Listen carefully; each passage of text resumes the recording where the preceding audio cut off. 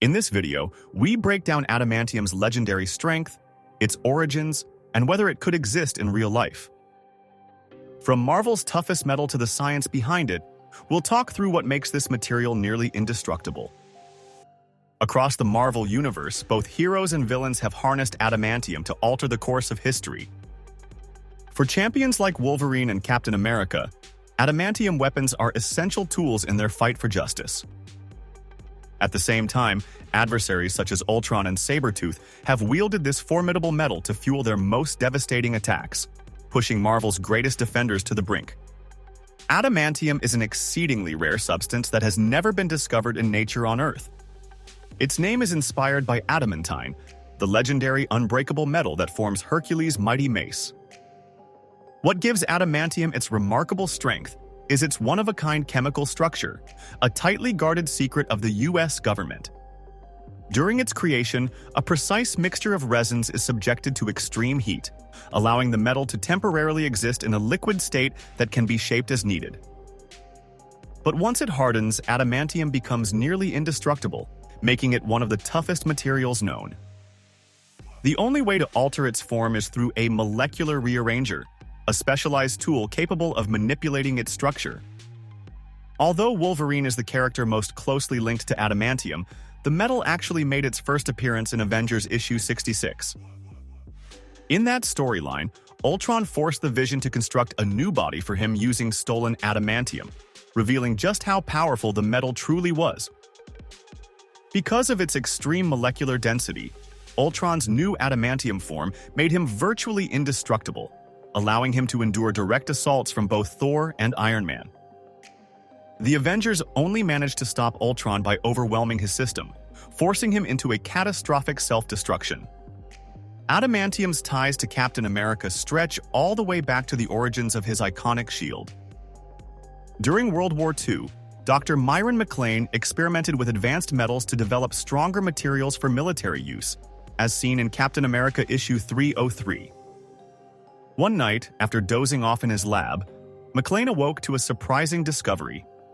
The steel and vibranium samples he had been working with had somehow fused together, forming a brand new alloy known as proto-adamantium. While the metal was still pliable, McLean shaped it into a disc, unknowingly crafting what would become Captain America's legendary shield. With its unique blend of proto-adamantium and vibranium, the shield gained an almost mythical durability, making it one of the toughest objects in existence. Despite numerous attempts, including those by McLean himself, no scientist has ever been able to recreate the exact formula behind Cap's shield. McLean's repeated failures to recreate proto-adamantium eventually led to the discovery of adamantium.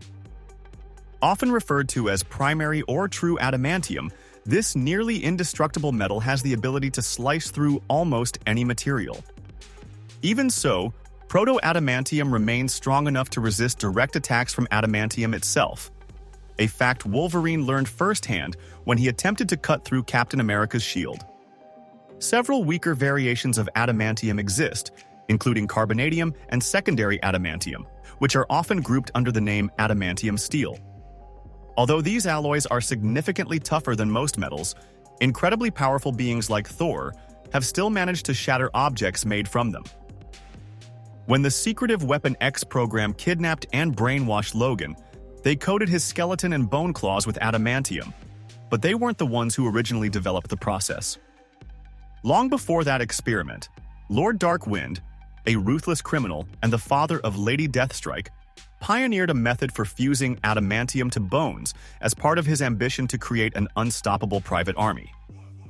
After gaining access to his research, Professor Truett Hudson, Dr. Abraham Cornelius, and Dr. Carol Hines subjected Logan to the brutal bonding process. While other test subjects didn't survive the procedure, Wolverine's powerful healing factor allowed his body to endure and integrate the metal. As Logan recovered, Weapon X attempted to break his mind through relentless brainwashing, but he eventually regained control, unleashing a berserker fury that wiped out most of his captors. Wolverine's adamantium claws make him one of the deadliest fighters in the Marvel Universe, but even the X-Men's fiercest warrior has his vulnerabilities. In one of his most brutal defeats, Magneto tore the adamantium straight from Wolverine's bones. Later, Apocalypse stepped in and restored the metal to Logan's skeleton, making him whole again. At another point, Wolverine lost his healing factor, which left him vulnerable to adamantium poisoning as the metal slowly poisoned his body. In a tragic turn of events, a weakened and dying Wolverine met his end, at least temporarily, when he was encased in liquid adamantium in Death of Wolverine issue 4. During the Sabretooth War, Sabretooth found a way to suppress Logan's powers. To counter this, Wolverine equipped himself with the adamantium armor, a specialized full-body suit designed by Forge that both protected him and helped restore his healing abilities. Wolverine isn't the only Weapon X subject to undergo adamantium enhancements. Several others from the program and its offshoots have also been augmented with the metal. Before Apocalypse restored Wolverine's adamantium, he granted the same upgrade to Logan's longtime rival, Sabretooth, reinforcing his entire skeleton with the nearly indestructible alloy. Apocalypse then forced Logan to battle Sabretooth for the right to wield adamantium in Wolverine issue 145. Though Sabretooth eventually lost that adamantium skeleton, he later regained an adamantium-coated frame and razor-sharp claws thanks to a revived Weapon X program in Wolverine issue 162. Likewise, when Romulus, the secretive manipulator behind Weapon X, captured Wolverine's son, Akihiro, he reinforced his claws by encasing them in an adamantium sheath in Wolverine Origins issue 36. When Weapon X conducted experiments on Clayton Cortez using genetic material from both Wolverine and the Hulk, the result was Weapon H, whose skeleton and claws were coated in adamantium that remained intact even when he transformed into a Hulk-like form. Around the time William Stryker assumed control of the Weapon X program, he constructed a new cybernetic body, incorporating several key adamantium components for added durability. Other Weapon X operatives, including Deadpool and Maverick, relied on adamantium weaponry such as katanas, knives, and specially designed adamantium-tipped bullets whenever the need arose. Beyond the Weapon X program, adamantium has been utilized by a variety of heroes and villains, many of whom have crossed paths with Wolverine.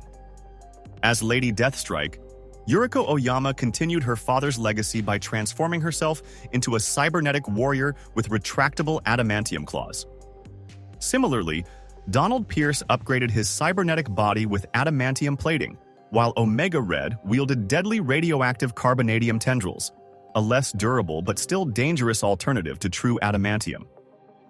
Logan's former military commander, Silas Burr, took things even further by having adamantium bonded directly to his skin, reinventing himself as the villainous Cyber. During a battle between these two enemies, they uncovered Adamantine, the legendary living metal from mythology that originally inspired adamantium, in Wolverine issue 1. Feeling overshadowed by this seemingly indestructible substance, Adamantine turned against those who wielded adamantium, possessing Cyber and even replacing his bonded metal with itself. Despite its extreme rarity, this bizarre encounter proved just how deeply adamantium had embedded itself into the fabric of the Marvel Universe, extending far beyond Wolverine's own story. Even villains outside of Wolverine's usual rogues gallery found ways to weaponize this powerful metal. Both Dr. Octopus and the Constrictor reinforced their attacks with adamantium tentacles, giving them a devastating edge in battles against Marvel's heroes. Other villains used adamantium to enhance their bodies. Bullseye replaced his spine with an adamantium implant. Hammerhead rebuilt his upper body with an adamantium-plated skeleton.